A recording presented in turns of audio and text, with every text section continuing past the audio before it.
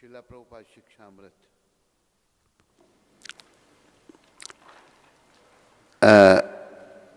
विवाह होने के पश्चात लड़की की इच्छा होती है कि उसकी संतान हो। यदि वह सोचे अब मैं विवाहित हूँ, तुरंत मेरी संतान होनी चाहिए, क्या ये संभव है? थोड़ा धीरज रखो, विश्वसनीय पत्नी बनो, पति की सेवा करो, अपने प्रेम को पकने दो, और यदि आप पति पत्नी साथ रहेंगे तो निश्चित है कि बच्चे होंगे, किंतु अधीर मत बनो। इस प्रकार कृष्ण भक्ति में पूर्णता निश्चित है, किंतु धीरज रखो, दृढ़ बनो। मैं यह कहूँगा ही मुझे अधीर नहीं बनना है। यह अधीरता दृढ़ता खोने के कारण आती है, और यह दृढ़ता क्यों नष्ट होती है? अत्यधिक संभोग के कारण। लॉस एंजलिस में ये प्रभुपाद जी ने कहा था। तो ये बड़ा ही जरूरी संदेश है प्रभुपाद जी का, जो सभी के लिए है, स्त्रियों के लिए, पुरुषों के लिए, सभी व्यक्तियों के लिए है। प्रभुपाद उदाहरण दे रहे हैं लड़की का। लड़की का जब विवाह होता है तो वो तुरंत संतान चाहे तो नहीं हो सकती। वो सोचे कि अब मैं विवाहित हूँ, तुरंत मेरी संतान होनी चाहिए, क्या ये संभव है? नहीं। थोड़ा धीरज रखो, विश्वसनीय पत्नी बनो, पति की सेवा करो, अपने प्रेम को पकड़ने दो, और यदि आप पति पत्नी साथ रहेंगे तो निश्चित है कि बच्चे होंगे, किंतु अधीर मत बनो। इस प्रकार कृष्ण भक्ति में पूर्णता निश्चित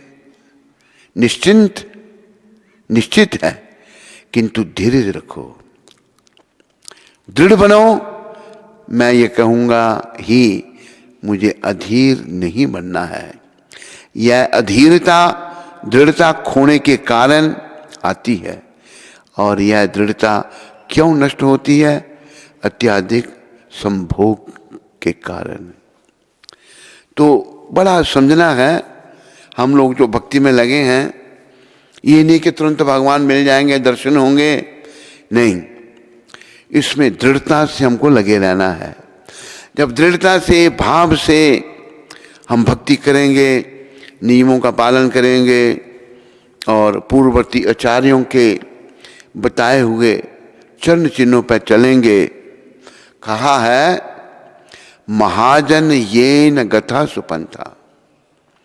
हमें महापुरुषों के चरण चिन्हों पर चलना चाहिए। 12 महाजन निकालो तो 12 महाजन जो हैं, हरिबोल, 12 महाजन मैं उनके नाम पढ़ूंगा। अभी इस समय हम प्रभुपाद जी के निर्देश में उनकी जो बताई हुई पद्धति है, उसके अनुसार हम लोग चलने का प्रयास कर रहे हैं। हम लोगों को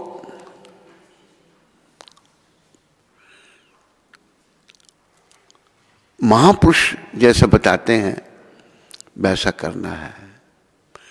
तो प्रभुपाद जी ने 4 नियम दिए हैं: मांस, मच्छी, अंडा, प्याज, लहसुनी। जो खाना पहले भोग लगाना भगवान को।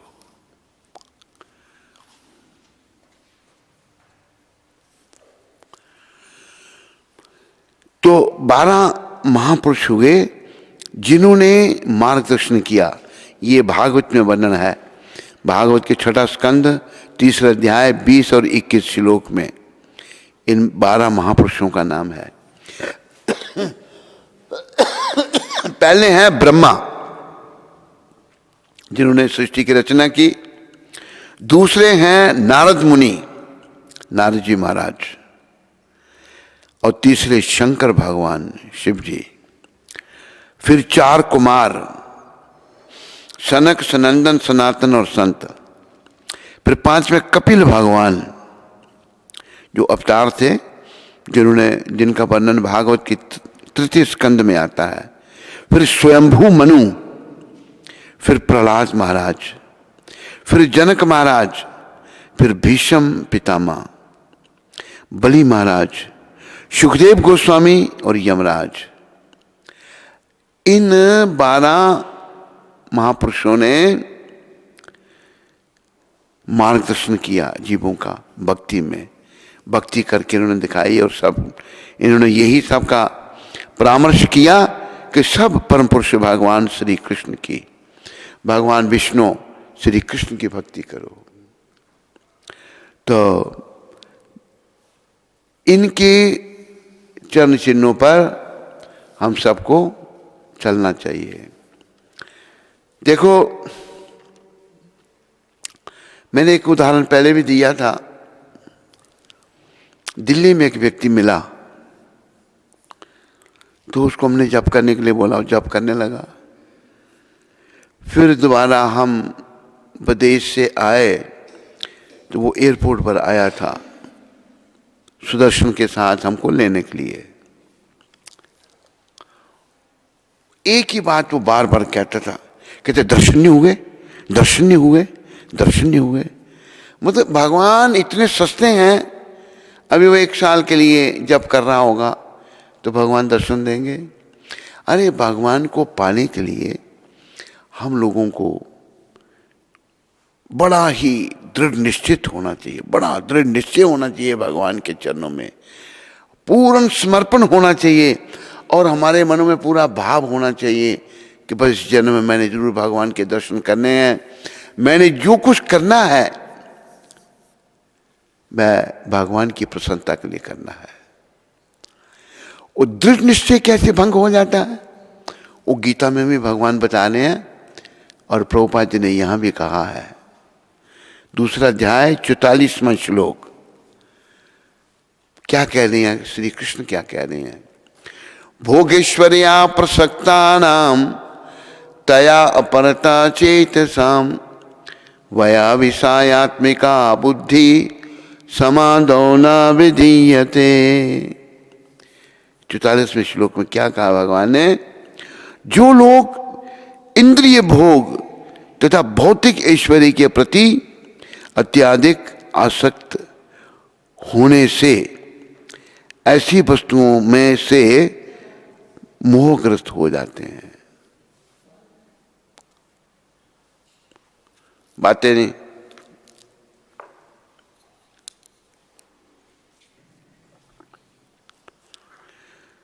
जो लोग इंद्रिय भोग तथा भौतिक ऐश्वर्य के प्रति, ये जो श्लोक है 2 अध्याय का 44वां श्लोक, भगवान श्री कृष्ण बता रहे हैं ऐश्वर्य के प्रति, भौतिक ऐश्वर्य, ये चाहिए वो चाहिए, भौतिक वस्तुएं, मोहग्रस्त हो जाते हैं। अत्यधिक आसक्त होने से, जो लोग इंद्रिय भोग तथा भौतिक ऐश्वर्य के प्रति अत्यधिक आसक्त होने से ऐसी वस्तुओं से मोहग्रस्त हो जाते हैं।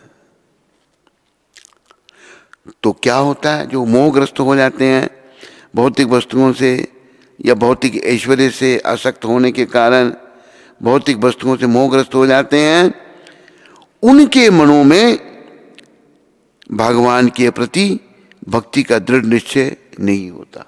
वो प्रभुपाद जी ने यही कहा, यही श्लोक है। दृढ़ निश्चय नहीं होगा, शंका रहती है। जैसे एक आत्मा संपर्क में है, बार बार पूछती मेरा क्या होगा, मेरा क्या होगा। मैं कहता हूं वही होगा जो मंजूर खुदा होगा। क्या बोलूं मैं उसके पर। अरे ये हमारा मन मली, आगे बढ़ो, पीछे क्या होंगे आप लोग, तो इतनी जगह आगे उड़ो, पीछे से सारे लोग आगे आओ, आगे देखा भर दो सारी। अरे बाहर क्या, पीछे आगे सब ठीक है।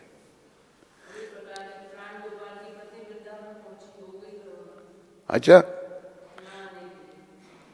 कोरोना हो गया उसको।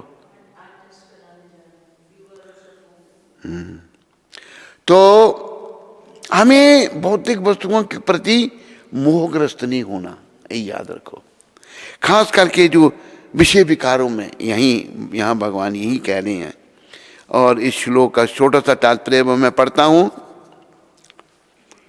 समाधि का अर्थ क्या है? समाधि की बात होती है भाई, समाधि नहीं लगती। समाधि क्या है? समाधि का अर्थ है स्थिर मन। मन जो है स्थिर है। वैदिक शब्दकोश निरुक्ति के अनुसार सम्यक अधीयते अस्मिन् आत्म तत्व यथात्मयम्। जब मन आत्मा को समझने में स्थिर रहता है तो उसे समाधि कहते हैं। जो लोग इंद्रिय भोग में रुचि रखते हैं, जो प्राय हम सब लोग रखते हैं इंद्रिय भोग में रुचि, अथवा जो ऐसी क्षणिक वस्तुओं से मोहग्रस्त हैं, नश्वर वस्तुओं से मोह है उनका, उनके लिए समाधि कभी भी संभव नहीं है। कभी भी वो समाधि में नहीं जा सकते। माया के चक्र में पड़कर वे न्यूनाधिक पतन को प्राप्त होते हैं। सबको समझ आई? अरे बोलो सही, आवाज निकालो पीछे वालों को। हमें माताओं को समझ आई बात? हाँ माताओं, आपने भी समझना है, सबने समझना है। तो ये सारा सृष्टि का चक्कर, ये हम लोग जो मोहग्रस्त हैं, मोह में पड़े हुए हैं, काम से क्रोध उत्पन्न होता है। ये जो क्रोध आता है, इसका कारण क्या है? काम। चाहे पुरुष को आता है चाहे स्त्री को आता है, काम इसका कारण है। काम से क्रोध, वो भी भगवान ने 3 अध्याय के 36वें श्लोक में कहा है। काम से क्रोध, क्रोध से मोह, और मोह निरंतर संसार में बना रहता है। याद रखो, ये संसार हमारा घर नहीं है। इस बात का स्मरण करो। यहां से हम सबको निकाल दिया जाएगा। कब निकाला जाएगा वो बात अलग है कि हमें पता नहीं है, पर निकाल जरूर दिया जाएगा। यहां नहीं रह सकते। लेकिन हम इस दुष्ट काम के कारण इस संसार से मोहग्रस्त हैं। इसलिए हमें भगवत प्राप्ति करनी है। अगर राम चाहिए तो काम का त्याग करना पड़ेगा। कोई कहे भाई मैं नहीं कर सकता, बड़ा कठिन है, ये है वो है, तो भैया नरक जो है वो कोई आसान जगह नहीं है। वहां तो इतना कठिन है कि तुम सोच नहीं सकते, इतना कठिन है नरक में। नरकों का वर्णन गरुड़ पुराण में है, भागवत के भी 5वें स्कंद में है। गरुड़ जी महाराज जो भगवान को यहाँ मूर्ति रूप में विराजमान है, भगवान को अपनी पीठ पर बिठाकर जहां भगवान ने जाना हो जाते हैं। गरुड़ जी महाराज विष्णु भगवान को पूछते हैं कि हे प्रभु, जो तो आपके भक्त हैं, आपके आज्ञाकारी सेवक हैं, वो देह त्यागने के बाद आपके धाम को प्राप्त करते हैं, वैकुंठ में जाते हैं। लेकिन भगवान, जो आपके भक्त नहीं हैं, जो विषयी हैं, जो उल्टे सीधे कामों में लगे हैं, जो काम क्रोध मोह लोभ अहंकार से भरे पड़े हैं, उनकी क्या गति होती है? गरुड़ जी पूछ रहे हैं। इसलिए उस पुराण का नाम ही गरुड़ पुराण पड़ गया। तो परमपिता ने क्या कहा, भगवान विष्णु ने क्या कहा? भगवान कहते हैं, गरुड़ जी आपने प्रश्न तो कर दिया, लेकिन जो भक्त नहीं है उनकी क्या गति होती है, ये सुनकर के आप घबरा जाओगे। खाली सुन करके आप घबरा जाओगे, इतनी दुर्गति है। और हमारे ग्रंथों की बात अक्षराक्षर सत्य है। यही पुरातन सनातन धर्म है जो लुप्त हो रहा है। जो लोग सनातनी नहीं है वो इसके पीछे पड़े हुए हैं, और हम लोग भी जो सनातनी नाम के सनातनी, हम भी कुछ नहीं कर रहे हैं अपने धर्म के लिए। हम लोग बस मोहग्रस्त हैं, विषय विकारों में पड़े हुए हैं। पुरुष भी, स्त्री भी, छोटा भी, बड़ा भी, सभी लोग उसकी ओर भाग रहे हैं। कोई नहीं सोच रहा पर कल हमको जब दुनिया से जाना पड़ेगा तो क्या होगा। इसलिए कहा है, अब न संभले तो रोना पड़ेगा।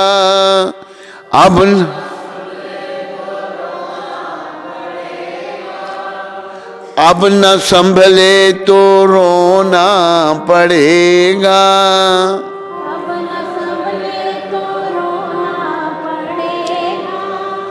नरक में गर्क होना पड़ेगा।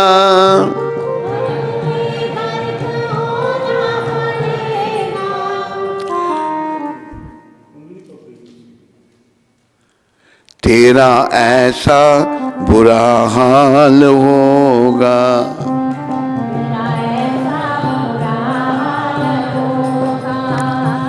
तेरा ऐसा बुरा हाल होगा।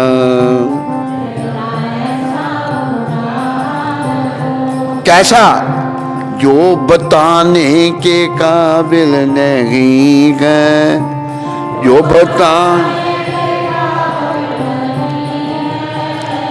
जन्म हीरा तुझे जो मिला है। जन्म ये गंवाने के काबिल नहीं है। ये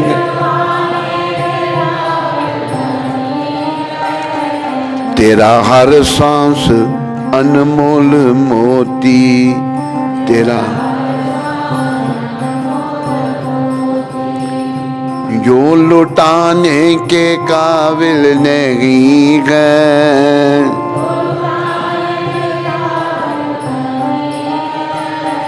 जन्म हीरा तुझे जो मिला है।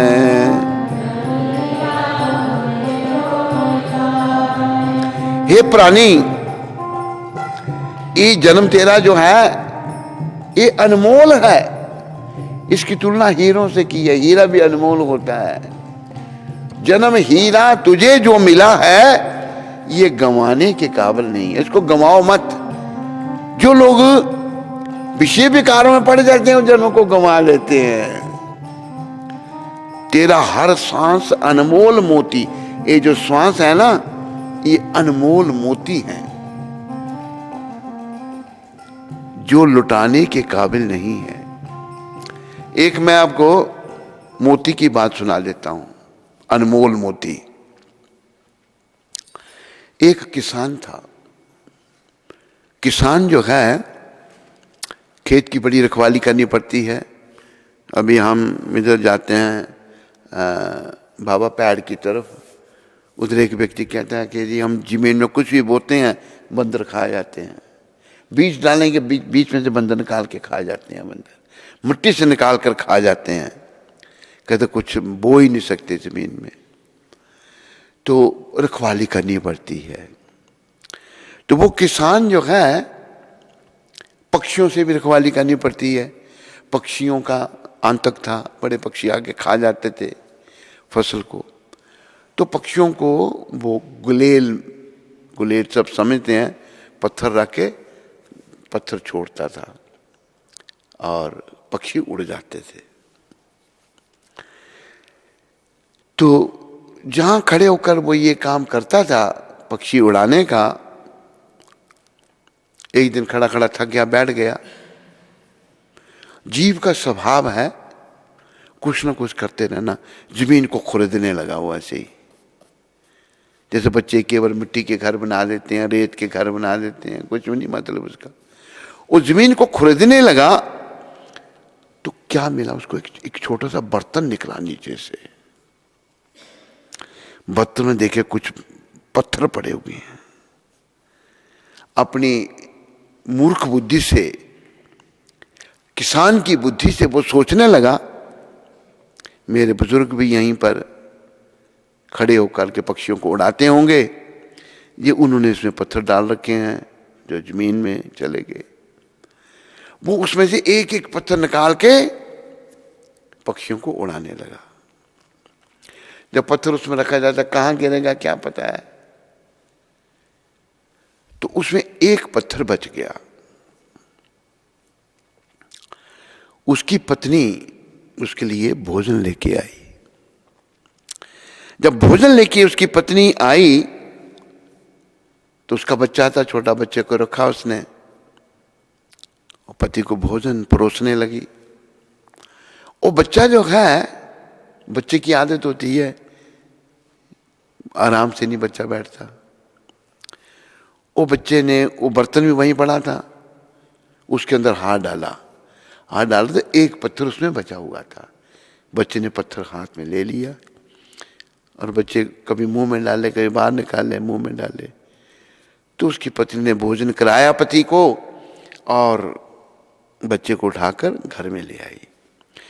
और मुंह में बार बार डालने और निकालने से वो पत्थर का रंग निखर गया था, पत्थर चमकने लगा। वो ऐसे ही वो किसान की पत्नी बच्चे को घर के बरामदे में रखकर काम काज में लग गई।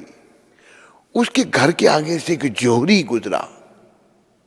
जोहरी जो पत्थर की पहचान रखते हैं, उसकी नजर उस पत्थर पर पड़ी। वो रुक गया, वहीं पर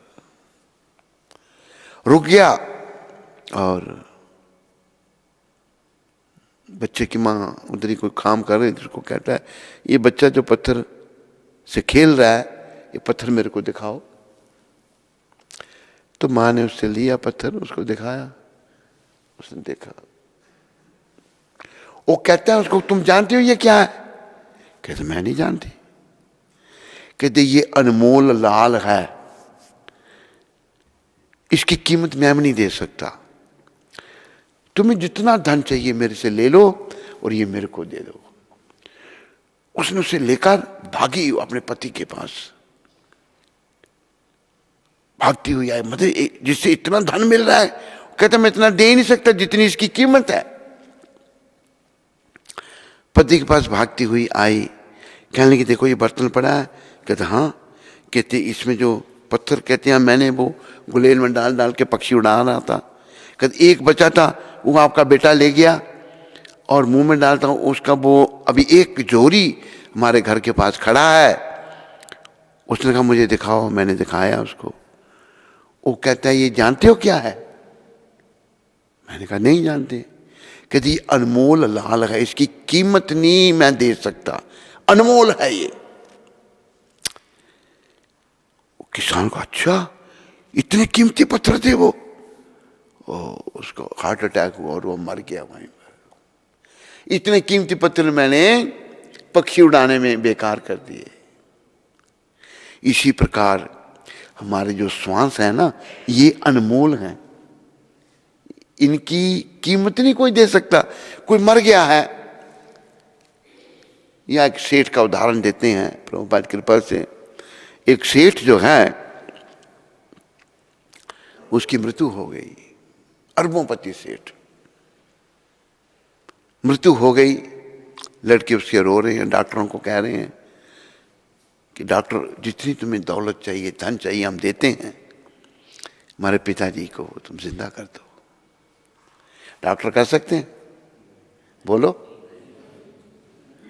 वो नहीं कह रहा, क्या कहते हैं तेरे पीछे जो बैठा है, अरे तू जो पीछे देख रहा, क्या नाम है इसका, रामवीर, तेरे उधर गांव में करते होंगे जिंदा, तू बोलता ही नहीं कुछ भी। दुनिया की दौलत लगाने पर भी एक श्वास खरीदा नहीं जा सकता, और दुनिया की दौलत लगाने पर भी जो श्वास चले गए उनको वापस नहीं लाया जा सकता। अगर ये श्वास इतने अनमोल हैं तो कैसे हम बिता रहे हैं इनको बेकार की बातों में। वही प्रभुपाद आज के सत्संग में यही कह रहे हैं, और कृष्ण भगवान ने भी कहा, और प्रभुपाद जी उसका भी तात्पर्य दे रहे हैं कि जो लोग विषय विकारों में, भोग विलास में, और ये भोग विलास बढ़ते जा रहे हैं, पुरुष भी इसमें आसक्त है, स्त्री भी है, छोटे बड़े सब आसक्त। और ये जो मोबाइल चला है आजकल, गंदगी है इसमें, गंद भरा हुआ है। गम मोबाइल में क्या दिखाते हैं, विदेशी लोगों को कोई शर्म थोड़ी है, बेशर्म लोग हैं, कोई शर्म धर्म नहीं। तो सब लोग पतन की ओर जा रहे हैं, इसलिए हिम्मत करो, आंखें खोलो, जागो और भगवान के चरणों में भक्ति का दृढ़ निश्चय करो। ये जो श्वास हमारे जा रहे हैं, एक एक श्वास अनमोल है, अनमोल लाल की तरह ये श्वास है। कहा है ना, पीछे मेरे बोलो, श्वास श्वास में हरि भजो, व्यर्थ श्वास मत खो,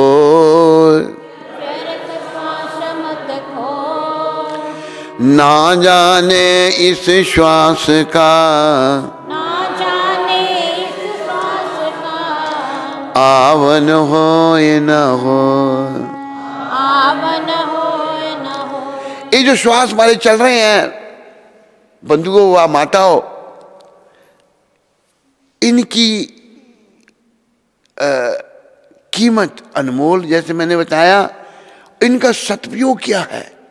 हर श्वास में भगवान का नाम हो, हरे कृष्ण कृष्ण कृष्ण हरे हरे, राम राम राम। ये श्वास बंद नहीं होने, ये सिमरन बंद नहीं होना चाहिए। इसलिए गौर भगवान ने बड़ी कृपा करके, जो स्वयं कृष्ण हैं और अपने भक्त का, अपना भक्त स्वयं बन के भगवान आए हैं, हमें शिक्षा देने के लिए गौर हरि कहते हैं, उठीते बैसीते, खाईते शुईते, उठते बैठते, खाते सोते, यथा तथा नाम ले, जैसे तैसे नाम जपे। हरे कृष्ण कृष्ण कृष्ण हरे हरे, राम राम। ये नहीं कि अभी जपना भी नहीं, ये ध्यान रखो। माताएं जब अपने धर्म में होती हैं, खूब जप करो, जपते ही रहो भगवान, नाम किसी हालत में नहीं छोड़ना। अब यहां तक मैं एक और घटना महाप्रभु के टाइम की बताता हूं। गौर भगवान जो हमें शिक्षा देने के लिए आए हैं, भगवान सदा अपने भक्तों के माध्यम से शिक्षा देते हैं। गौर भगवान के एक भक्त थे, गोपाल जी, बड़े भक्त थे भगवान के, वो साथ साथ में रहते थे। तो भगवान ने शरीर धारण किया है, उनकी तो देह दिव्य है। एक अवतार भगवान का ऋषभ भगवान ने संन्यास ले लिया। संन्यास लेकर के बस मल मूत्र में पड़े रहते थे। लेकिन ये वर्णन आता है भागवत में, उनके मल मूत्र से दुर्गंध नहीं आती थी, सुगंध आती थी, सुगंधी खुशबू फैल जाती थी चारों तरफ। भगवान का जो मल मूत्र भी है ना, वो भी सुगंधित है, दुर्गंध उसमें नहीं है। हमारे मल मूत्र में दुर्गंध है। तो भगवान जो हैं वह दिव्य हैं, उनका हर कार्य दिव्य है। इससे पहले क्या कह रहा था मैं, भूल गया।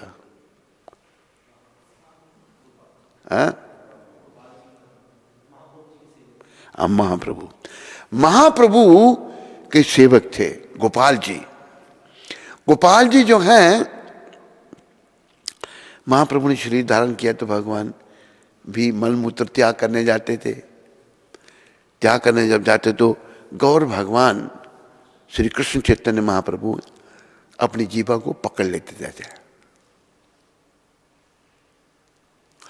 जीभों को पकड़ लेते थे तो गोपाल जी ने पूछा, महाप्रभु आप अपनी जीभा को क्यों पकड़ लेते हैं? गोपाल, मैं जब शौच में जाता हूं वो तो गंदी जगह है। और मेरी जीवा को आदत है नाम लेने की हर समय, हरे कृष्ण कृष्ण कृष्ण हरे हरे, हरे राम राम राम हरे। ये ध्यान रखो, ये जो घटना है ये भगवान की इच्छा है। भगवान करते तो खुद हैं, लेकिन अपने भक्तों को आगे कर देते हैं। उनको अपने भक्त बड़े प्रिय हैं। जैसे कई बार कहा आपको, महाभारत का युद्ध अर्जुन और कौरवों और पांडवों में नहीं हुआ था, ये कौरवों में और कृष्ण के बीच में हुआ था। जिन्होंने युद्ध देखा था, क्या नाम था उनका,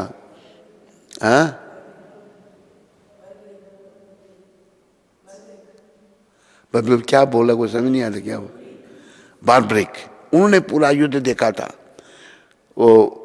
और उन्होंने आखिर में जब विजय हुई तो भगवान कृष्ण और पांडव, द्रौपदी माता, चलो बारब्रिक से मिले। बारब्रिक उन्हीं के परिवार के थे, घटोत्कच के बेटे थे वो।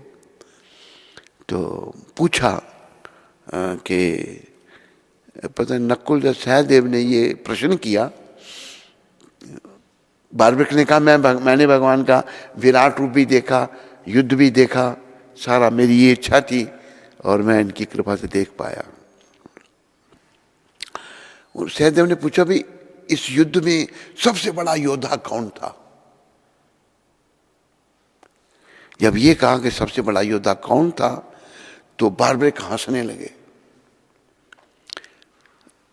नकुल या सहदेव ने पूछा तो द्रौपदी माता कहती हैं आप हंस क्यों रहे हैं, ये बताते क्यों नहीं, अगर आपने युद्ध देखा तो सबसे बड़ा योद्धा कौन था।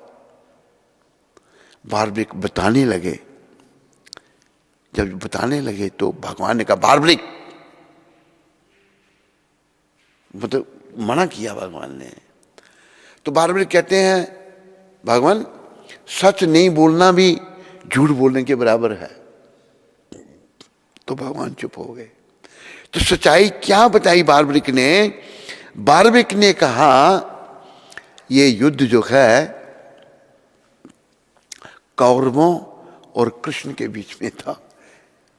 कहते कैसे, कहते जब मेरे पितामह अर्जुन बाण चलाते थे, जब कर्ण से युद्ध हो रहा था उनका, कर्ण में बड़ी शक्ति थी, तो कर्ण के साथ जब अर्जुन लड़ रहे थे, युद्ध हो रहा था, तीर चल रहे थे इधर से उधर से, जब पितामह अर्जुन जो बारब्रिक के पितामह तीर जब छोड़ते थे तो वो तीर के साथ भगवान का चक्र साथ में जाता था।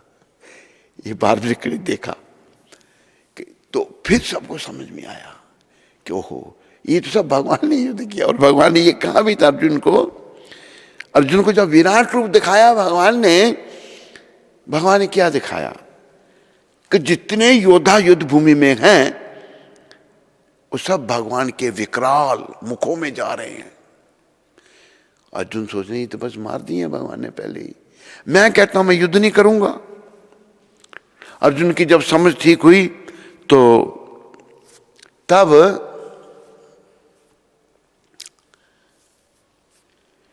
भगवान ने कहा, क्या कहा, नमित्त मातर भव सब साचिन।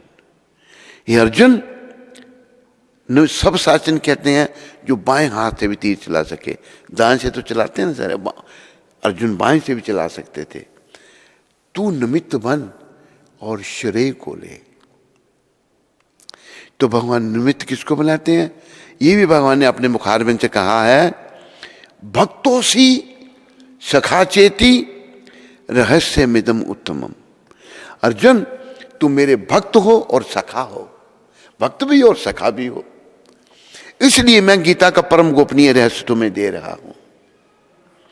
इसलिए हमने भक्त बनना है भगवान का। भक्त बनने से ही सारे पर्दे हटेंगे और हमें समझ आएंगी बातें। और भक्त ही भगवान को पा सकता है और कोई नहीं पा सकता भगवान को। भगवान ने गीता में ज्ञान योग, ध्यान योग, राय योग, हठ योग, संख योग, बड़े योगों का वर्णन किया। योग कहते हैं जो हमें भगवान के साथ मिलाता है, योग। लेकिन 18वें अध्याय में भगवान ने क्या कहा, भक्त्या माम अभिजानाति यावं यश्चास्मि तत्वता ततो माम तत्वतो ज्ञत्वा विशते तदनंतरम। ये जो मैं आपको गीता का ज्ञान दे रहा हूं अर्जुन, ये ज्ञान जो है ये अनादिकाल से बड़े समय से चला आ रहा था। ये ज्ञान जो मैं तेरे को दे रहा हूं ये ज्ञान अभी का नहीं है, तुम्हें इसलिए मैं दे रहा हूं। ये परंपरा बड़े समय से चली आ रही थी और ये परंपरा नष्ट हो गई, नष्ट हुआ। एवं परंपरा प्राप्तम एवं राजस्यो विदु सा कालीन महता योग नष्ट परंतपा। और ये ज्ञान मैं आपको इसलिए दे रहा हूं, आप मेरे भक्त और सखा हैं। तो अर्जुन के सारे पर्दे खुल गए, सोचने लगे मैं युद्ध नहीं करूंगा। देखा भगवान ने पहले ही सबको मार दिया था। तो भगवान ने अर्जुन को निमित्त क्यों बनाया, किया सब कुछ उन्होंने, क्योंकि वो उनके भक्त हैं। भक्तों सी सखा चेती। और ये पता नहीं भगवान ने कहा पता नहीं कितने करोड़ साल पहले मैंने ये ज्ञान गीता का सूर्यदेव विवस्वन को दिया था। विवस्वन ने मनु को दिया था, मनु ने इक्ष्वाकु को दिया और इक्ष्वाकु ने अभ्रावत को दिया। ये परंपरा चली आ रही थी, लेकिन बड़ा समय होने के कारण परंपरा नष्ट हो गई। तो आप मेरे भक्त हो अर्जुन, इसलिए मैं गीता का परम रहस्य, गोपनीय रहस्य आपको दे रहा हूं। तो भक्त जो हैं, भक्तों की समझ थी, हम जितने भी दुनिया में लोग हैं ना, हम अपराधी हैं। चाहे स्त्री का चोला चाहे पुरुष का चोला, हमने अपराध किए हैं भगवान के चरणों में। क्या अपराध हैं? देखो, एक बात बड़ी समझने की है। हम सबको भगवान हमारे स्वतंत्र हैं, श्री कृष्ण, और हम उनके बालक हैं। हमें भी आंशिक स्वतंत्रता है, थोड़ी सी स्वतंत्रता हमको भी है। उसका हम दुरुपयोग करते हैं और इसके कारण भगवान से अलग हो गए और यहां हम भटक रहे हैं। लेकिन भगवान, हम अपराधी उनके चरणों में हैं, लेकिन वो इतने दयालु हैं, यहां आकर के भी हमारी मदद करते हैं। वो हमें यहां निकालने के लिए प्रयास करते हैं। अभी प्रभुपाद जी को भेजा है। इस युग में स्वयं भगवान श्री कृष्ण चैतन्य महाप्रभु के रूप में आए। भाई, तुम इस झंझटों से कैसे निकल सकते हो? भक्ति के द्वारा, हरि कीर्तन के द्वारा तुम माया जाल से बाहर निकल सकते हो। भगवान ने संकीर्तन आंदोलन शुरू किया। तो भगवान जो हैं अपने भक्तों को अपनी सेवा में निमित्त बनाते हैं। तो गोपाल जी की बात मैं सुना रहा था। तो गोपाल जी ने जब पूछा, प्रभु आप क्यों जब शौच क्रिया में जाते हैं जीवा को पकड़ लेते हैं? मेरी जीवा हर समय भगवान का नाम लेती है, वो गंदी जगह तो नहीं लेना चाहिए हमको। तो परमपिता ने क्या कहा? परमपिता ने नहीं, गोपाल जी ने क्या कहा? गोपाल जी ने कहा, हे महाप्रभु, अगर शौच क्रिया में बैठे हुए किसी के प्राण निकल जाएं तो वो तो नरक में जाएगा। तो क्या कहना चाहते हैं गोपाल जी आप?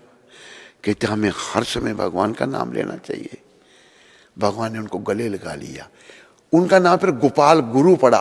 बोलो गोपाल गुरु जी महाराज की। गोपाल तू मेरा गुरु है। भगवान अपने भक्तों को आगे कर देते हैं, उनका नाम गोपाल गुरु पड़ा। तो किसी भी परिस्थिति में नाम नहीं छोड़ना, ऐसा अभ्यास करो। अभ्यास है ना तो कौनते या वैराग्य, पर हमारा मोह माया सारा समय नष्ट हो जाता है हमारा। जिस किसी के पास मौका है भक्ति करने का, वो भी नोट बनाने में लग जाता है। नोट बनाओ पे, अरे नोट क्या करने हैं बनाकर, ये नोट यहीं के हैं, यहीं रहेंगे। भगवान का नाम बनाओ, भगवान के भक्त बनो, अपनी भक्ति को बढ़ाओ। लेकिन नश्वर पैसे के पीछे पड़ गए आप, नश्वर धन के पीछे पड़ गए हैं, ये किसी काम का नहीं है। ये यहीं का है और ये आगे नहीं जाएगा। जानते समय सब छोड़ना पड़ेगा और हमारा मोह हो जाएगा इस धन से। ओह मैं सब छोड़ के जा रहा हूँ। ऐसा जब अंतिम समय ये ऐसा चिंतन होगा, आत्मा पुनः वापस आ जाएगी इस संसार में और उसको पुनः जन्म लेना पड़ेगा और वो दुखदाई है। अगर अंत काल में भगवान का नाम हो गया तो जन्म सफल है हमारा। तो इस भजन में कहा है, जन्म हीरा तुझे जो मिला है, जन्म हीरा ये गंवाने के काबिल नहीं है, गंवाने के काबिल नहीं है। तेरा हर सांस अनमोल मोती, तेरा हर श्वास अनमोल मोती। जो लुटाने के काबिल नहीं है, जो लुटाने के काबिल नहीं है। जन्म हीरा तुझे जो मिला है, जन्म हीरा तुझे जो मिला है। आगे बड़ी सुंदर शिक्षा लेखक दे रहे हैं भजन में। देखो ईश्वर की अद्भुत है माया, देखो ईश्वर की अद्भुत है माया। तेरी खातिर ही सब कुछ बनाया, तेरी खातिर ही सब कुछ बनाया। ऐसे ईश्वर को तूने भुलाया, ऐसे ईश्वर को तूने भुलाया। जो भुलाने के काबिल नहीं है, जो भुलाने के काबिल नहीं है। जन्म हीरा तुझे जो मिला है, जन्म हीरा तुझे जो मिला है। पशु जीते जी सेवा कमाते, पशु जीते जी सेवा कमाते। मरने के बाद भी काम आते, मरने मरने के का बाद भी काम आते।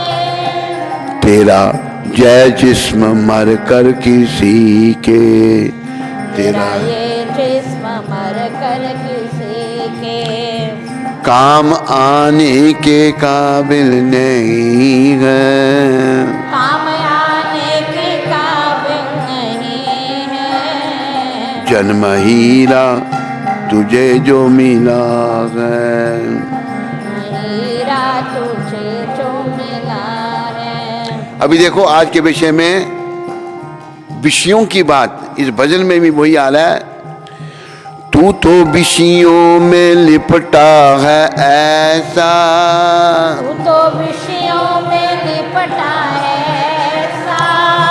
खर्च करता है जिन पे तू पैसा, खर्च करता है जिन पे तू पैसा। मिला बिन मोल अनमोल सत्संग, मिला बिन मोल अनमोल सत्संग। जिसमें जाने के काबिल नहीं है, जिसमें जाने के काबिल नहीं है। जन्म हीरा तुझे जो मिला है, जन्म हीरा तुझे जो मिला है। मौज मारे और निंदा कुमावे, मौज मारे और निंदा कमावे। हम लोगों को जो शुद्ध नहीं है ना, हमको निंदा करने की बड़ी खराब आदत है। अभी कईयों को नकल करने की आदत है बड़ी, आज नकल भी करना गलत है। क्या पता क्या हो जाए, नकल नहीं करनी। और निंदा, निंदा के बारे में कहा है, जो निंदा करते हैं, जो निंदक हैं,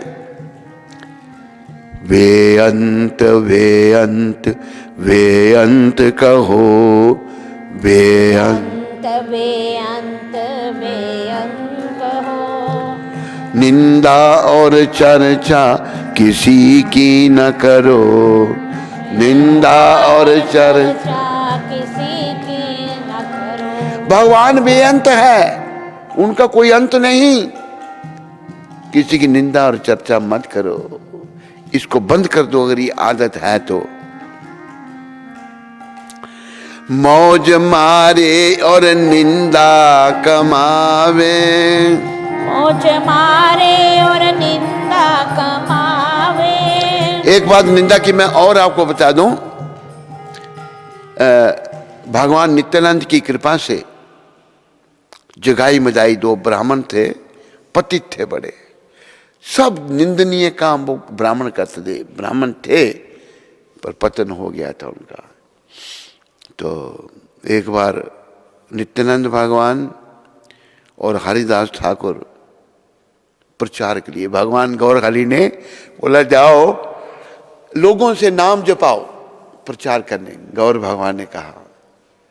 तो परमपिता बलराम जी के अवतार नित्यानंद भगवान और हरिदास जो ब्रह्मा जी के अवतार है, ब्रह्म हरिदास, दोनों जा रहे थे। किसी ने कहा इधर नहीं जाओ, कहते क्यों?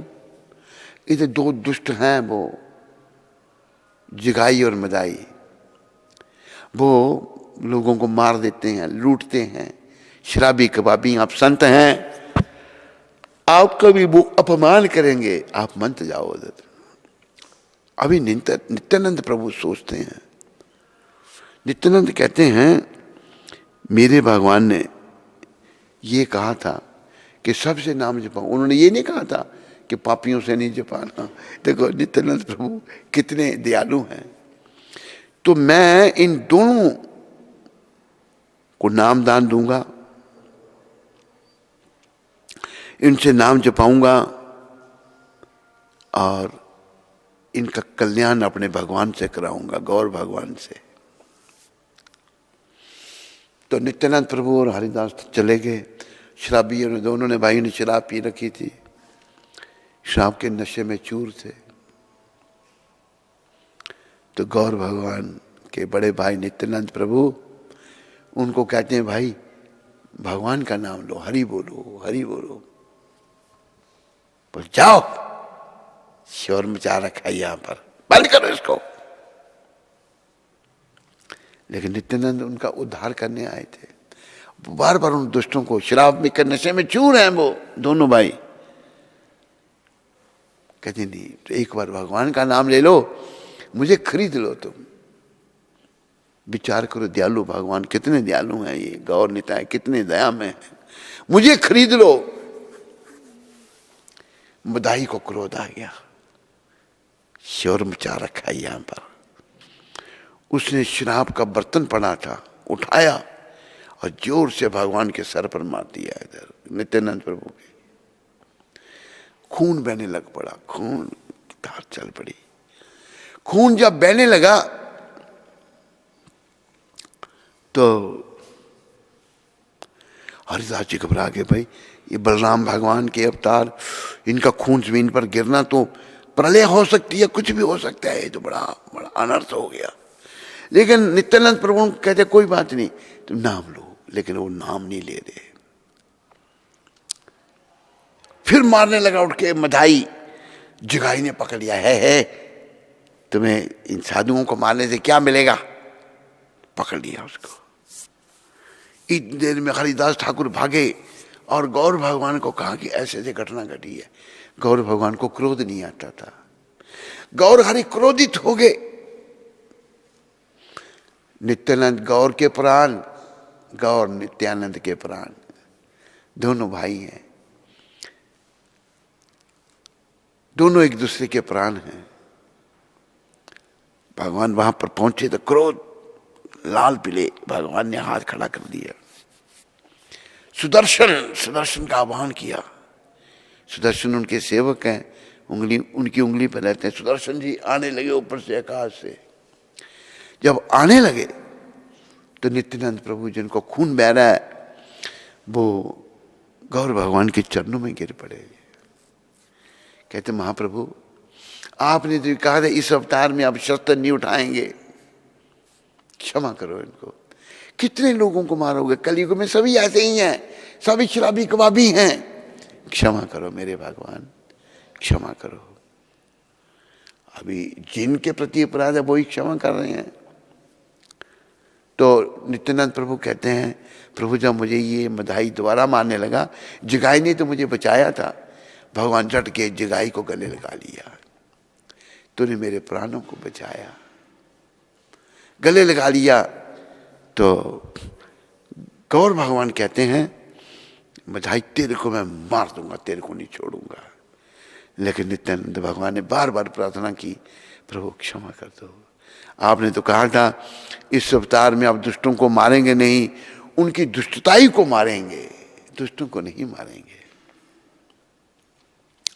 तो तब गौर हरि कहते हैं, श्रीपाद अगर आपने इनको क्षमा कर, इसको मधाई को क्षमा कर दिया तो गले लगाओ इसको। नित्यानंद प्रभु ने झट गले लगा लिया मधाई को। दोनों भाइयों का नशा उतर गया और भगवान को सुदर्शन चक्र उनका देकर सब जो है ना ऐसे विस्मित हो गए, घबरा गए कि अभी हम मरे, मार दिए जाएंगे हम। तो भगवान ने उनको भी क्षमा कर दिया, मधाई को भी क्षमा कर दिया और भगवान के भक्त सब इकट्ठे हो गए। ये तो कीर्तन करो सब, कीर्तन। अच्छा, जब भगवान ने दोनों भाइयों को क्षमा किया, एक घटना घटी। क्या घटी? गौर हरि जो है हमारे कृष्ण राधा भाव में है, गोरा रंग है उनका, इसलिए उनको गौरांग कहा है। बोलो गौरांग भगवान की। तो उन्होंने, गौर भगवान ने जब उन दोनों को क्षमा किया, क्या हुआ?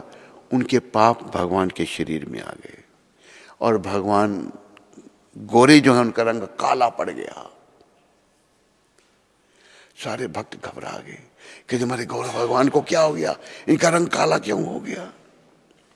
तब गौर हरि कहते हैं, घबराओ नहीं, मैंने इन दोनों भाइयों के पाप लिए हैं अपने ऊपर, इसलिए मेरा रंग काला हो गया, इनके पाप।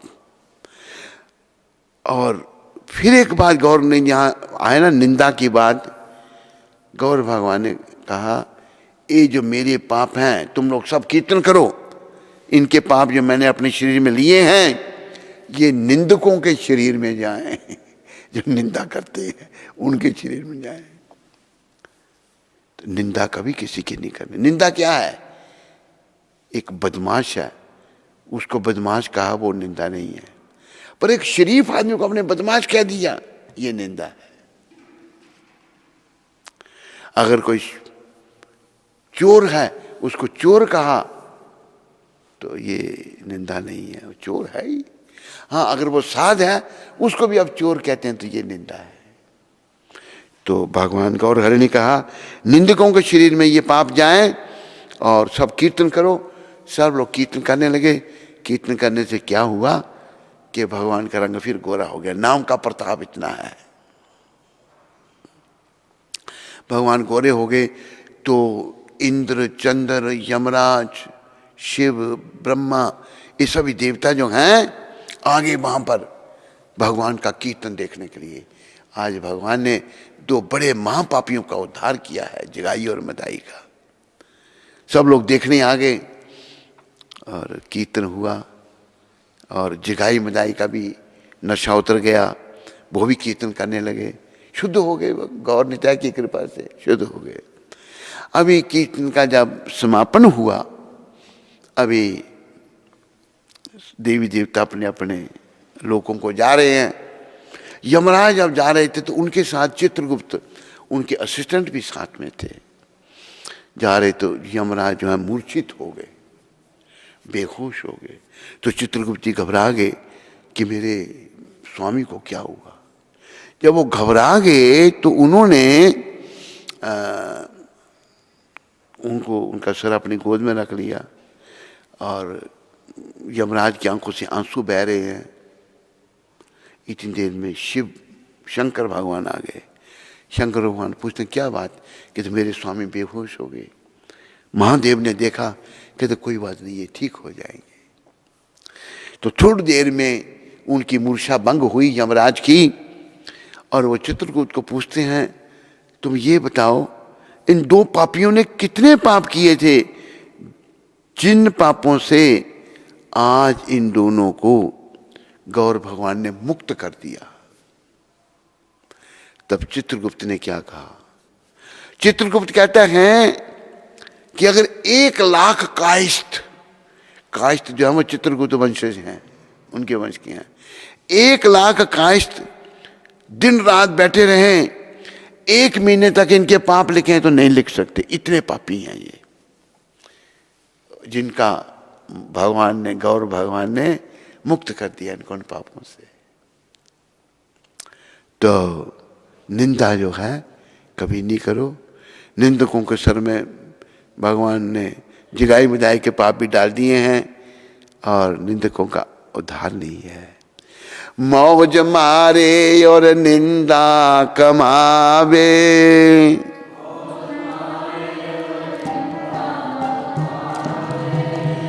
पाप करते नहीं शर्म आवे,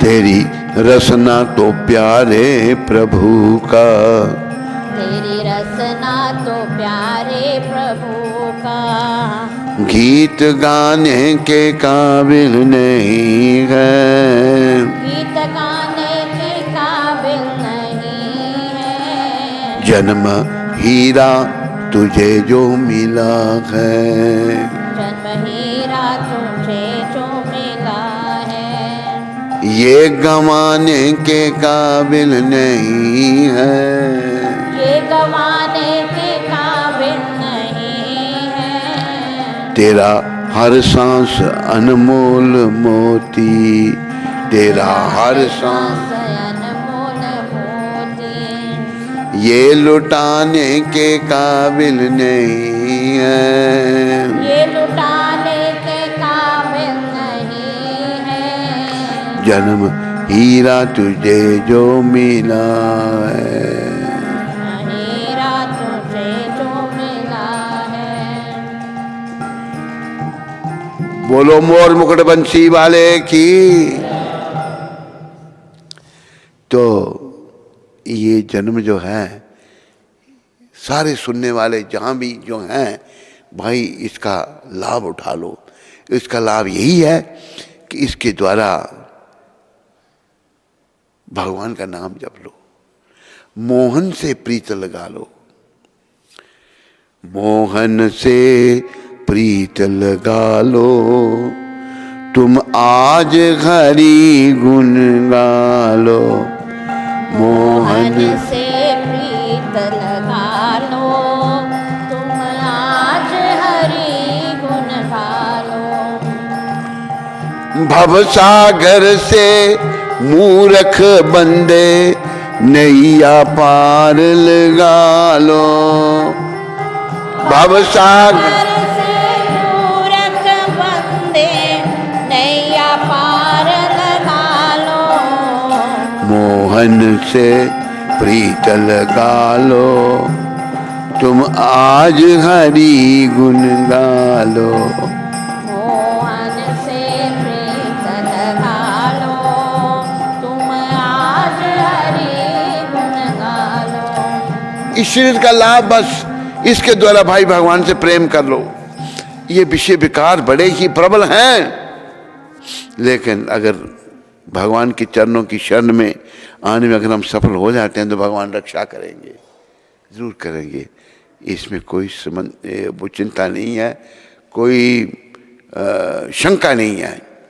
अब न संभले तो रोना पड़ेगा, अब न संभले तो रोना पड़ेगा, नरक में गर्क होना पड़ेगा, तुम्हें गर्क होना पड़ेगा, तेरा ऐसा बुरा हाल होगा, तेरा ऐसा बुरा हाल होगा, जो बताने के काबिल नहीं है, तो बताने के काबिल नहीं है। हे प्राणी, तेरी ऐसी दुर्गति होगी जो बताने के लायक में नहीं है। बड़ा कष्ट है अभी जैसे एक नरक है, उसका जो फर्श है तांबे का बना हुआ, तांबा बड़ा जल्दी गर्म होता है, तपता हुआ तांबा, उस पाप आत्मा को उस वहां फेंक दिया जाता है,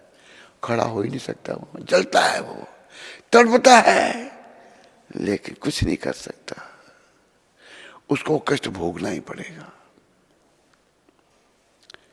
तो नरकों का वर्णन है। केवल लोग नरक पढ़ते हैं, जब कोई मर जाए तो गरुड़ पुराण पढ़ते हैं, उसके वो तो मर गया। जैसे एक बार हम त्रिनिदाद में थे, वेस्ट इंडीज में, तो वहाँ पर हम समुद्र के किनारे गए थे। वो वहाँ समुद्र वहाँ पर है, तो एक व्यक्ति का शरीर शव जलाया जा रहा था वहाँ पर। तो वो गा रहे हैं, इतना तो करना स्वामी जब प्राण तन से निकले। उसके तो प्राण निकल गए, अभी क्या होगा, ऐसा वो मतलब उसको गाना, वो भजन गा रहे हैं वहाँ पर, इतना तो करना स्वामी जब प्राण तन से निकले, गोविंद नाम लेकर मेरे प्राण तन से निकले। तो मरने के बाद गरुड़ पुराण पढ़ा जाता है, जीवन काल में पढ़ना चाहिए, देखना चाहिए क्या कर्म करने से क्या दंड है, क्या कर्म करने से क्या दंड है, ताकि उन कर्मों को मैं त्याग दूं, उन कर्मों को मैं ना करूं। बुरे कर्मों में हम सब लगे हुए हैं, और बुरे कर्म जो हैं वो बहुत दुखदाई है, उनका बड़ा दुख भोगना पड़ेगा, बड़ा कष्ट भोगना पड़ेगा। और संदेश ये है कि हम कष्टों से बचें और कष्टों को ना भोगें। तो आज का विषय यही है, जो लोग इंद्रिय भोग तथा भौतिक ऐश्वर्य के प्रति अत्यधिक आसक्त होने से ऐसी वस्तुओं से मोहग्रस्त हो जाते हैं। इंद्रिय भोग में फंसे ना, भौतिक वस्तुओं से। यहाँ भाई, यहाँ इस भौतिक जगत में हमें कुछ नहीं करना। क्यों नहीं करना? हम यहाँ से हैं ही नहीं, नाम ये शरीर है, नाम यहाँ से हैं। वस्तुओं से मोहग्रस्त हो जाते हैं, उनके मनों में भगवान के प्रति भक्ति का दृढ़ निश्चय नहीं होता, भक्ति का दृढ़ निश्चय नहीं होता।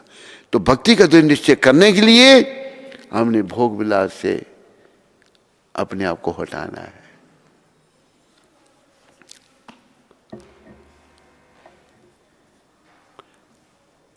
तो कहने के तो गुरु कृपा से बहुत कुछ है बड़ा, लेकिन मैं सोचता हूँ मैं और आगे ना बढ़ूं, यहीं पर अपने प्रवचन को विराम दूं।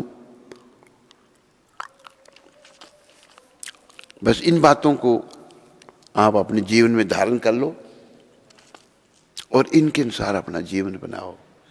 बस याद रखो,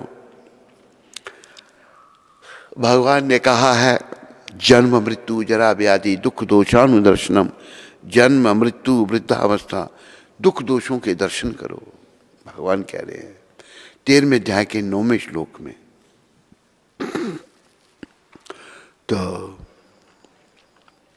भगवान इसलिए कह रहे हैं ये सबके लिए आएंगे, और इनसे हमको भगवान ही बचा सकते हैं, भगवान ही बचा सकते हैं और कोई नहीं बचा सकता है। इसलिए क्या करना हमने? भजो रे मन गोविंदा, नटवर नागर नंदा। भजो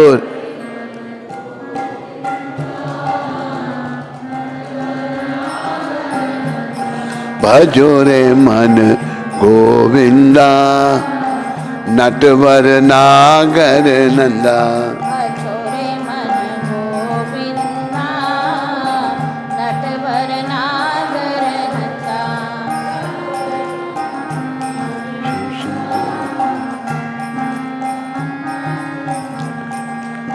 श्याम सुंदर मुख। हरि बोल। भजन यहाँ ठीक नहीं लिखा है, ये आगे पीछे कर दिया है। वो मेरी दूसरी पुरानी बुक में भी है, ये देखा तूने उसमें? नहीं, उसको निकाल, आगे पीछे लिख दिया। मैंने तो बड़ी की, लेकिन गड़बड़ हो गई। भजो रे मन गोविंदा नटवर नागर नंदा, भजो रे मन गोविंदा नटवर नागर नंदा।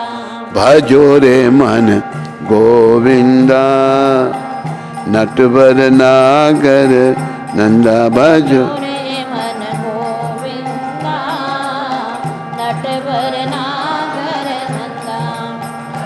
ये कौन सा भजन निकाला, इसमें आए नहीं हैं? ये वाला नहीं, ये इसकी पूरी डिटेल है, कहीं और लिखा हुआ है, ये पूरा है।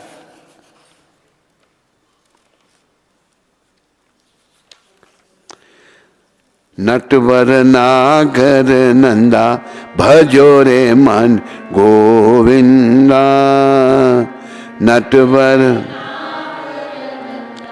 भजो रे मन।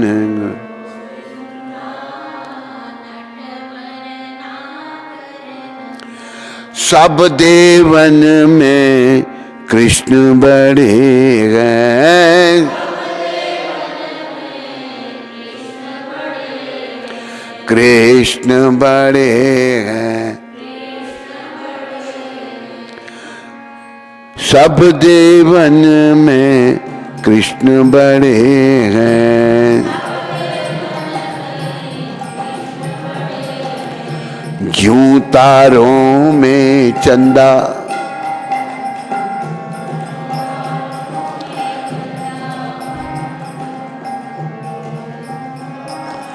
नटवर नागर नंदा भजो रे मन गो।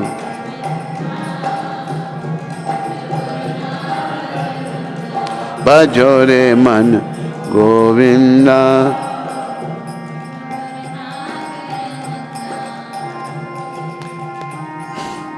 सब गोपियन में राधा बड़ी है,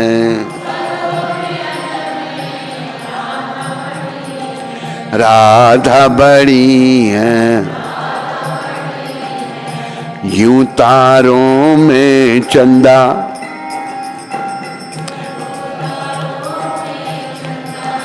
जूं नदियों में गंगा, जूं नदियों में भजो रे मन गोविंदा, नटवर नागर नंदा।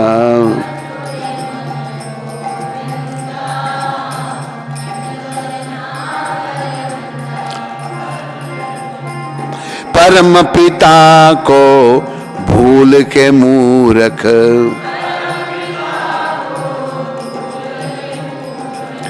भूल के मूर्ख,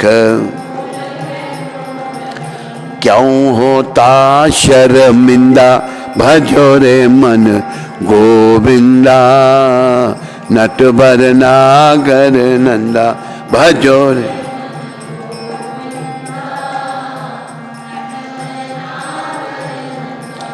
शब्दों की ओर ध्यान दें।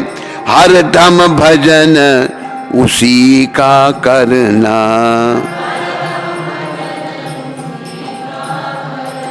उसी का करना। कैसे? तज कर पाप का धंधा, तज कर पाप, भजो रे मन गोविंदा, नटवर नागर नंदा, भजो रे।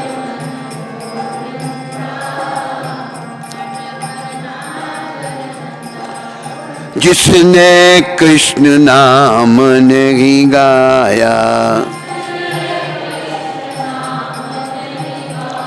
नाम नहीं गाया, तिसको दे यम दंडा, भजो रे मन गोविंदा, तिसको दे यम दंडा, नटवर नागर नंदा, भज नटवर न।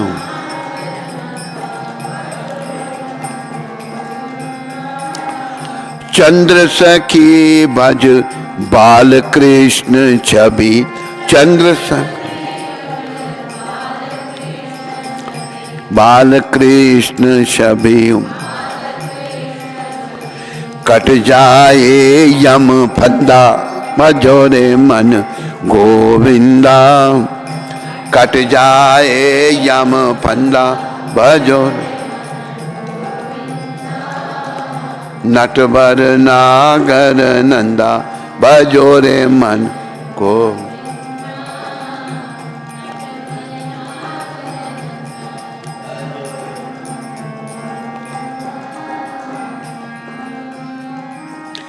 बोलो नटवक्र नागर नंदा भगवान की। सबका धन्यवाद। हरे कृष्ण।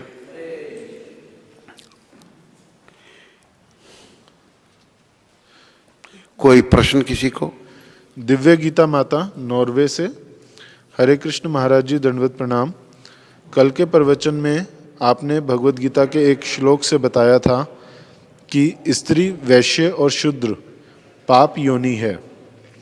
मेरा प्रश्न है कि राधा रानी, सीता माता, दुर्गा देवी सब स्त्रियां हैं, तो फिर स्त्री का जन्म निम्न क्यों कहा गया है?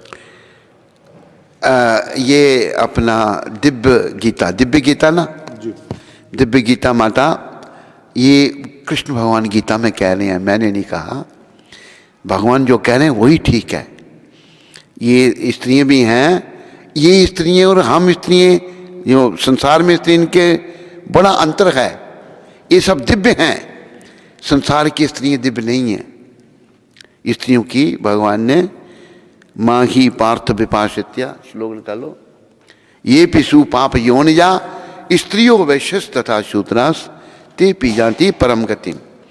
भगवान ये कहते हैं, देखो दिव्य गीता माता, बुरा नहीं मनाना,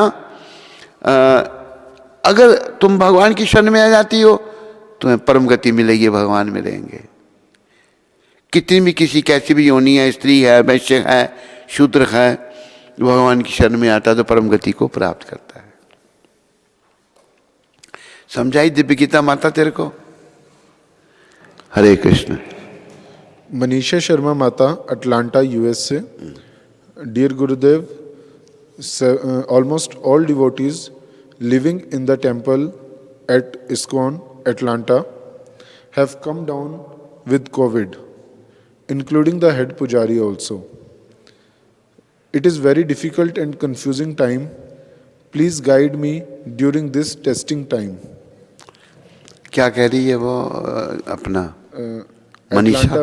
अटलांटा मंदिर के सभी भक्त लोग और यहाँ तक कि हेड पुजारी भी कोविड पॉजिटिव हो गए हैं। हाँ, तो बड़ा कठिन समय है ये। हाँ। तो कृपया आप गाइड करें कि कैसे इस समय में डील किया जाए। इस समय में मनीषा माता, भगवान का नाम लो और क्या कर सकते हैं। ये कुछ हमारे ही कर्म हैं, कर्मों के कारण हमको ऐसा दंड मिल रहा है, और जो कर्मों को काटने वाले तो कृष्ण भगवान ही हैं। उनका स्मरण करो, प्रभु क्षमा करो हमको। शरण में आए हैं हम तुम्हारी, दया करो हे दयालु भगवान। शरण में आए हैं हम तुम्हारी, दया करो हे दयालु भगवान। संभालो बिगड़ी दिशा हमारी, दया करो हे दयालु भगवान। संवारो बिगड़ी दशा हमारी, दया करो हे दयालु भगवान। ना हम में बल है, ना हम में बुद्धि, ना हम में बल, ना हम में साधन, ना हम में भक्ति, ना हमें साधन, ना हमें भक्ति। तुम्हारे दर के हैं हम भिखारी, दया करो हे दयालु भगवान। तुम्हारे दर के हैं हम भिखारी, दया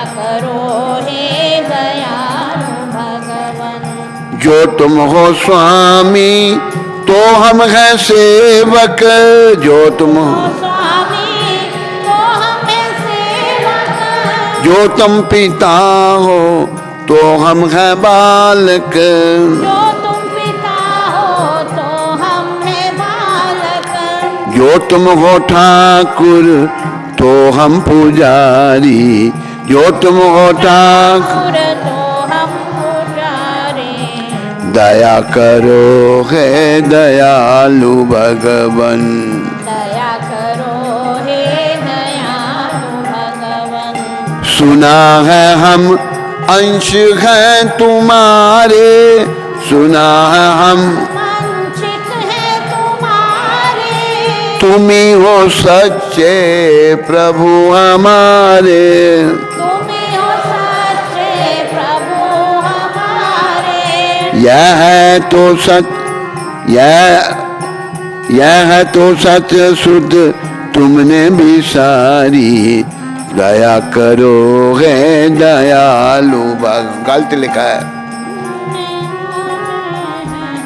तुम्हारी दया करो है। हे दयालु भगवन, बुरे जो हैं हम तो है तुम्हारे, बुरे जो तो है तुम्हारे, भले हैं जो हम तो हैं तुम्हारे, भले हैं जो हम तो है तुम्हारे, तुम्हारे दर के हैं हम भिखारी, दया करो है दयालु भगवन, तुम्हारे दर हैं हम भिखारी, दया करो हे दयालु भगवन, प्रदान कर दो महान शक्ति, प्रदान कर दो महान शक्ति, भरो हमारे में ज्ञान भक्ति, भरो हमारे में ज्ञान भक्ति, तभी तो कहाओगे तापहारी, तभी तो कहाओगे दया करो है दयालु भगवन, दया करो हे दयालु भगवन, ना होगी जब तक कृपा की दृष्टि, ना होगी जब तक कृपा की दृष्टि, ना होगी जब तक दया की दृष्टि, ना होगी जब तक दया की दृष्टि, ना तुम तब तक हो न्यायकारी, दया करो है दयालु भगवन, ना तुम तब तक हो न्यायकारी, दया करो। हमें तो बस तेरिक नाम की है, हमें तो बस एक नाम की है, पुकार ये राधे श्याम की है, पुकारो ये राधे श्याम की है, तुम्हारी तुम जानो निरवकारी, दया करो है दयालु भगवन, तुम्हारी तुम जानो निरवकारी, दया करो हे दयालु भगवन, शरण में आए हैं हम तुम्हारी, दया करो है दयालु भगवन, शरण में आए हैं हम तुम्हारी, दया करो हे दयालु भगवन। बोलो मोर मुकुट बंसी वाले की। बस भगवान के चरणों में मनीषा माता प्रार्थना करो। वैसे कर्म तो हमारे ही हैं, वो ही काट सकते हैं, भगवान ही कर्मों को काट सकते हैं। परिस्थिति तो बड़ी भीषण है, क्या कर सकते हैं। सोनिया कक्कड़ माता वैंकूवर से, हरे कृष्ण। मेरे प्यारे प्यारे मल्टीविटामिन महाराज जी के पावन चरणों में मेरा और मेरे परिवार का कोटि कोटि प्रणाम। मैं सबका धन्यवाद करना चाहती हूँ जिनकी वजह से हम मंगल आरती में शामिल हो सकते हैं। मेरे को छोटे छोटे बच्चों को देखकर जो मंगल आरती में नाचते हैं बहुत इंस्पिरेशन मिलती है। हम सब आपकी सेहत के लिए प्रार्थना करते हैं। मुझ पापिन को कृपया निष्काम भक्ति का आशीर्वाद दें और आपकी सेवा करने का भी आशीर्वाद दें। आपकी पतित बेटी सोनिया कक्कड़। मेरी शुभकामनाएं सोनिया माता तुम्हारे साथ में हैं। प्रभुपाद गौर निताय राधा कृष्ण तेरे पर कृपा करें और तुम्हें भक्ति का दान दें और भक्ति पथ में तुम आगे बढ़ो, लगे रहो, प्रयास करो। समय को जो है उसको नष्ट ऐसे व्यर्थ में नहीं जाने दो। समय को भगवत सेवा में लगाओ, समय का सदुपयोग करो। Hare Krishna. Ved Arora ji Los Angeles. कोटि कोटि प्रणाम महाराज जी। Is it okay to listen प्रवचन वाइल डूइंग नाम जप? Please guide. हरि बोल। प्रयास करना चाहिए। अगर आप प्रवचन सुन रहे हैं तो ध्यान से सुने। पर अरोड़ा जी ऐसा है, कई बार हम प्रवचन में बैठे हैं तो मन इधर उधर भागता है, तो अगर उसको नाम जप में लगा दो तो खराब भी नहीं है, चलेगा। There are no hard and fast rule for chanting this holy names. देश काल परिस्थिति के अनुसार डिपेंड करता है कैसी परिस्थिति है, बोलने वाला कौन है, कैसे बोल रहा है, क्या बोल रहा है, तो डिपेंड करता है। वेद अरोड़ा जी, ठीक है। नीरज कांत लोधी दिल्ली से। नीरज लोधी। हाँ, नीरज लोधी। हरे कृष्ण गुरुदेव जी, मेरा प्रश्न है कि मेरे जैसे पतित को क्या आप स्वीकार करेंगे और उद्धार कैसे होगा हमारा? उद्धार नीरज जी भक्ति करने से होगा, भगवान की शरण में आने से होगा। भगवान कहते हैं सर्वधर्मान परित्यज्य मामेकम शरणम ब्रज अहम त्वाम सर्व पापेभ्यो मोक्षयिष्यामि मा शुच। सारे धर्म सारे कर्तव्य छोड़कर मेरी शरण में आ जाओ, मैं तुम्हें समस्त पापों से छुड़ाकर मोक्ष दूंगा, तुम डरो मत। हिम्मत करो नीरज लोधी जी भगवान की शरण में आने का, और भगवान तो सबको स्वीकार करते हैं।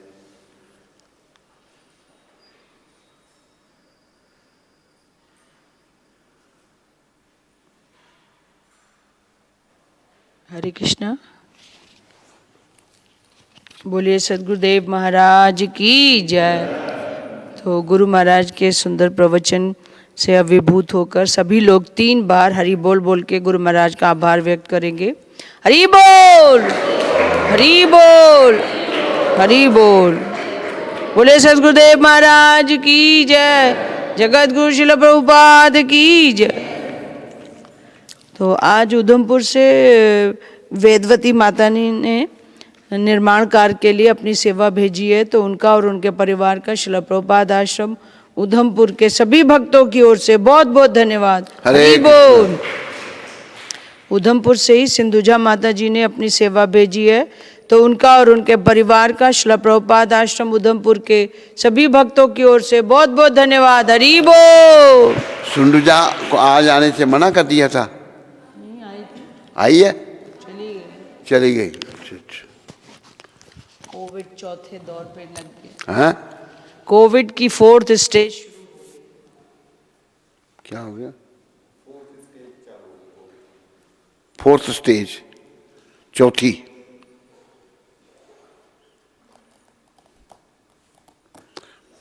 एक होम्योपैथी की दवाई है, जो नहीं जानते वो मधुप्रिया से उस दवाई को लेकर उसका सेवन करें नियम से, कोविड नहीं होगा। पता है आपको? वो ली थी? हाँ। सारे जिनको नहीं पता उनको बताओ, इसका सेवन करो।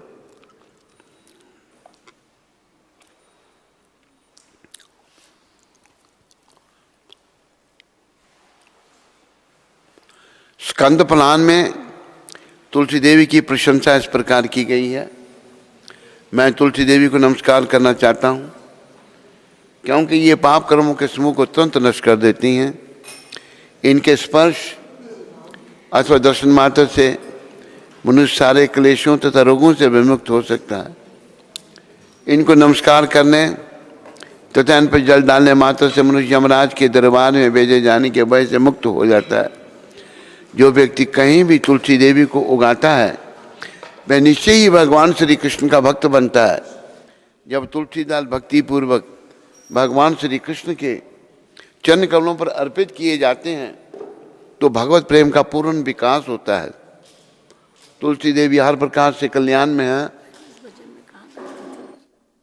इनके स्पर्श, दर्शन, स्मरण, वंदन, प्रणाम, श्रवण या इनके लगाने मात्र से सदैव कल्याण होता है। जो कोई उपयुक्त विधियों से तुलसी देवी के संसर्ग में आता है वह वैकुंठ लोक में निवास करता है। तुलसी महारानी की। वृंदाय तुलसी देवाय प्रियाय केशव से च विष्णु भक्ति पदे देवी सत्यवते नमो नमः। उसको लेके आना, मैं दिखाऊंगा दोनों। अच्छा, मुझे दिखाना। वृंदाय तुलसी देवाय प्रियाय केशव से च विष्णु भक्ति पदे देवी सत्यवते नमो नमः।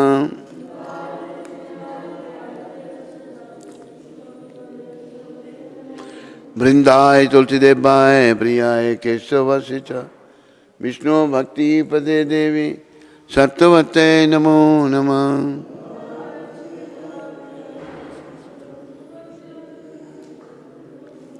तुलसी महारानी वृंद देवी की।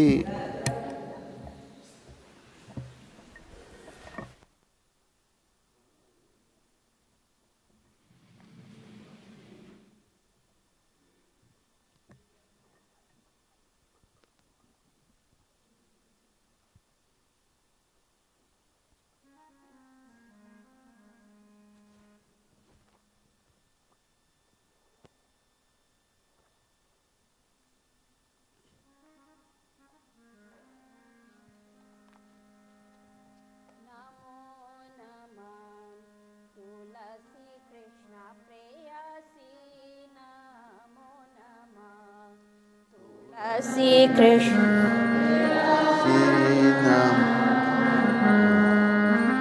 राधा कृष्ण सेवा पावो ए अभिलाषी। राधा कृष्ण सेवा पावो ए अभिलाषी नमो नमः। तुलसी कृष्ण प्रेयसी नमो नमः। तुलसी कृष्ण नमो ये तुम्हार शरण लाए तार वंशा पूरन है। ये तुम्हार शरण लाए तार वंशा पूरन है। कृपा करी कर तारे वृंदावन वासी। कृपा करी कर तारे वृंदावन वासी नमो नमः। तुलसी कृष्ण उसको क्या कर रहा था, उसे पकड़ कर आके नमो नमः। तुलसी कृष्ण प्रेम पकड़ना चला तो मोर ए अभिलाष विलास कुंज दियो वास। मोरा ए अभिलाष विलास कुंज दियो। नयन हरि बसधा युगल रूप राशि। नयन हरि बसधा युगल रूप राशि नमो नमः। तुलसी कृष्ण प्रेयसी नमो नमः। तुलसी कृष्ण प्रेयसी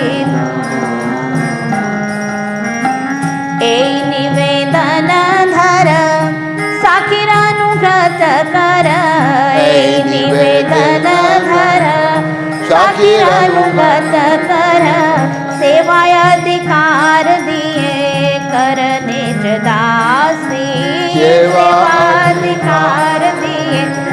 चरणे च दासे नमो नमः तुलसी कृष्ण प्रेयसी नमो नमः तुलसी कृष्ण प्रेयसी नमो नमः दीन कृष्ण दासे काहे ए नमो रहाय दीन कृष्ण दासे काहे ए नमो रहा श्री राधा गोविंद प्रेमे सधाय निवासे श्री राधा गोविंद प्रेमे सधाय निवासे नमो नमः तुलसी कृष्ण प्रेयसी नमो नमः तुलसी कृष्ण प्रेयसी नमो नमः यानि कानि च पापानि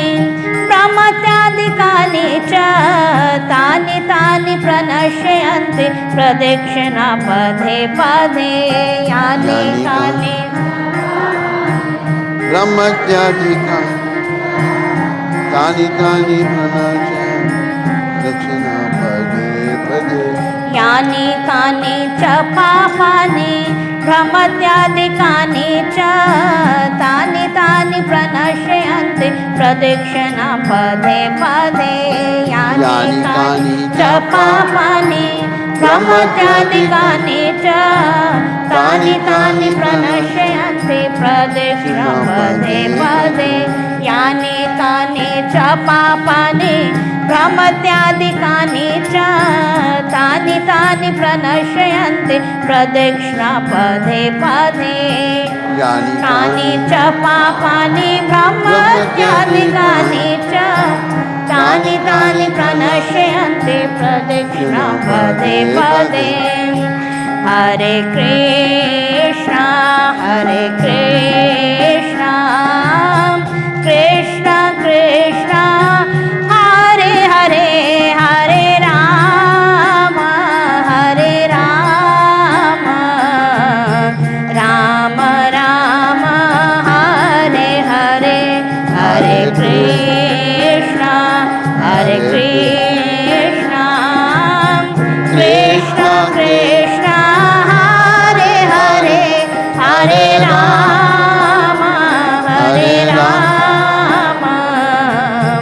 राम राम हरे हरे हरे कृष्ण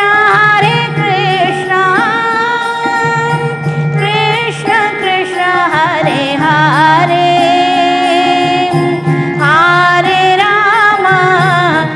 हरे राम राम राम हरे हरे हरे कृष्ण कृष्ण कृष्ण हरे हरे हरे राम राम राम हरे हरे जय तुलसी महारानी जय तुलसी महारानी तुलसी महारानी जय तुलसी महारानी जय तुलसी महारानी जय तुलसी महारानी तुलसी महारानी जय तुलसी महारानी। भगवान श्री कृष्ण की प्रीतमा श्रीमती तुलसी महारानी को मैं बार बार प्रणाम करता हूँ। मेरी यही इच्छा है कि तुलसी महारानी की कृपा से मुझे वृंदावन में श्री श्री राधा और कृष्ण की प्रेममयी सेवा प्राप्त हो। जो भी व्यक्ति आपकी शरण में आता है उसकी सब इच्छाएं पूर्ण होती हैं। कृपया मेरी भी इच्छा पूर्ण कीजिए और मुझे वृंदावन में रहने का अवसर प्रदान कीजिए। मेरी यही इच्छा है कि मैं वृंदावन के कुंजों में निवास करूं ताकि श्री श्री राधा और कृष्ण की प्रेम लीलाओं के दर्शन प्राप्त कर सकूं। तुलसी महारानी, मेरी आपसे यही प्रार्थना है कि आप मुझे किसी गोपी का दास बना लीजिए, कृपया अपना दास बना लीजिए और प्रेममय सेवा का अधिकार दीजिए। दीन कृष्णदास ये प्रार्थना करता है कि मेरा हृदय सदा श्री श्री राधा गोविंद के प्रेम रस में डूबा रहे। तुलसी महारानी की। वृंदाए तुलसीदेव बाय, प्रियाय केशवसिता विष्णु भक्ति पदे देवी सत्यवते नमो नमः।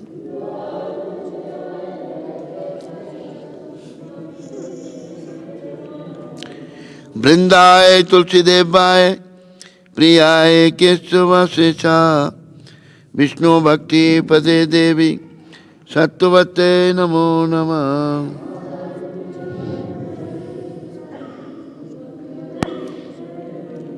वृंदाय तुलसी देवाय प्रियाय केशवसिता विष्णु भक्ति पदे देवी सत्यवते नमो नमः।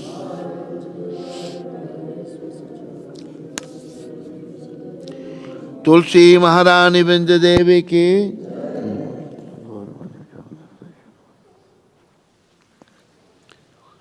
बहु जन्म करे यदि श्रवण कीर्तन तबु तन पाए कृष्ण पदे प्रेमाधन। अगर कोई बहु जन्म तक कृष्ण नाम का जप कीर्तन करता रहे और अपने आप को 10 नाम अपराधों से ना बचाए तो उसे कृष्ण प्रेम रूपी धन की प्राप्ति नहीं होगी, जो मनुष्य जीवन का परम उद्देश्य है।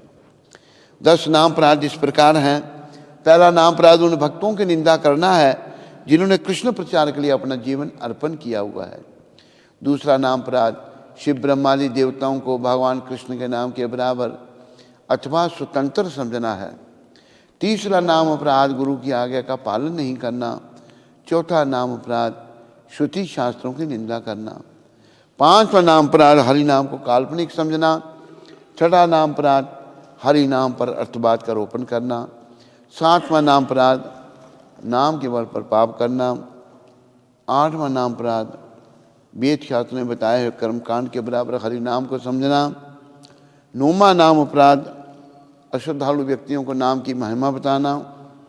10वां नाम अपराध कृष्ण नाम जप में पूर्ण विश्वास न होना और इस विषय पर बहुत सारा ज्ञान प्राप्त होने पर भी कि ये संसार नश्वर है, फिर भी संसार से मोह बनाए रखना। जो भी भक्त लोग भक्ति मार्ग में आगे बढ़ना चाहते हैं उन्हें अपने आप को इन 10 नाम अपराधों से अवश्य बचाना चाहिए, क्योंकि जीवन का उद्देश्य जो है